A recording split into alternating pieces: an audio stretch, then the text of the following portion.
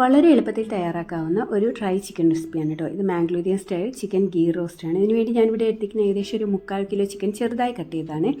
1 teaspoon മഞ്ഞൾപ്പൊടി, 1 table spoon മുളക് പൊടി, 1.5 table spoon ginger garlic paste, 1/2 cup തൈര്, പിന്നെ ആവശ്യത്തിന് ഉപ്പ്. ഇതെല്ലാം കൂടെ ചേർത്ത് നല്ലപോലെ ഒന്ന് മിക്സ് ചെയ്ത് 1 മണിക്കൂർ നമുക്ക് മാരിനേറ്റ് ചെയ്യാനായിട്ട് വെക്കാം കേട്ടോ. ഫ്രിഡ്ജിൽ വെക്കുന്നതായിരിക്കും നല്ലത്. ഈ സമയത്ത് മസാല നല്ലപോലെ അതിൽ പിടിക്കുകയും ചെയ്യും. അടുത്തത് നമുക്ക് കുറച്ച് ഹോൾ മസാലാസ് ഒന്ന് ചൂടാക്കി എടുക്കണം. ഒരു 10-12 ഉണക്കമുളക്, എരിവില്ലാത്തതാണ് നല്ലത് കേട്ടോ. 2 ടേബിൾ സ്പൂൺ മല്ലി, 1 ടേബിൾ സ്പൂൺ പെരിഞ്ചീരകം, 1 ടേബിൾ സ്പൂൺ ജീരകം, പിന്നെ ഒരു അല്പം ഉലുവ. ഓവറായി പോരുത്, ഉലുവ ഓവറായാൽ കഴിക്കും കേട്ടോ. പിന്നെ ഒരു 2 ടേബിൾ സ്പൂണോളം കുരുമുളക്, അത് നിങ്ങളുടെ എരിവിനനുസരിച്ച് ചേർക്കാവുന്നതാണ്. പിന്നെ ഒരു ചെറിയൊരു കഷ്ണം പട്ട, 2 ഏലയ്ക്ക, 1-2 ഗ്രാമ്പു. ഇതെല്ലാം കൂടി ആയിട്ട് നല്ലപോലെ നല്ലൊരു മണം വരുന്നത് വരെ ചൂടാക്കി കൊടുക്കുക കേട്ടോ. ഇത് നമുക്ക് ഒന്ന് തണുത്തതിന് ശേഷം മിക്സിയുടെ ജാറിലേക്ക് മാറ്റി ഒന്ന് പൊടിച്ചെടുക്കുക. ഈ സമയത്ത് ഒരു 5-6 അല്ലി വെളുത്തുള്ളി കൂടെ റെഡിയാക്കി വെക്കണം കേട്ടോ. ഇത് നല്ലപോലെ പൊടിച്ച് കൊണ്ടുവരിക. ഇതിലേക്ക് ഒരു 5-6 അല്ലി വെളുത്തുള്ളി, ചെറിയ വെളുത്തുള്ളിയാണ് ചേർത്ത് കൊടുക്കുന്നത്.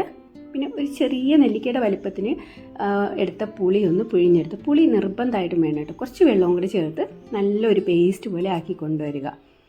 ഇനി വേറൊരു ഫ്രൈങ് പാനിലേക്ക് ഒരു 3-4 ടേബിൾ സ്പൂൺ ഗീ ഇട്ട് കൊടുക്കുക. ഇതിലേക്ക് നമ്മൾ നേരത്തെ മാരിനേറ്റ് ചെയ്ത് വെച്ചിരുന്ന ചിക്കൻ ഇട്ട് കൊടുത്ത് നല്ലപോലെ ഒന്ന് ഫ്രൈ ചെയ്തെടുക്കണം കേട്ടോ.